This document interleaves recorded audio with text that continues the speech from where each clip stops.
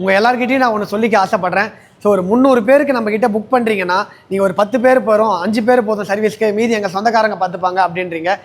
இதில் வந்து ஒரு 300 பேர்னால் எங்கள் ஸ்டாஃப் மொத்தம் ஒரு 20 பேர் உள்ளே இருப்பாங்க. 20 பேர் தேவைப்படும். ஏன்னா கிச்சன்லேருந்து அந்த பொருளை ஏற்றணும், வண்டியில் திரும்பி அங்கேருந்து மண்டபத்தில் வந்து இறக்கணும், இறக்கும்போது 3வது ஃப்ளோரில் திரும்பி ஏற்றணும், அது எல்லாமே செட்டு பிரிக்கணும். பிரிக்கும் போது இந்த பக்கமும் அதே ஐட்டம் கேட்பாங்க, அந்த பக்கமும் அதே ஐட்டம் கேட்பாங்க.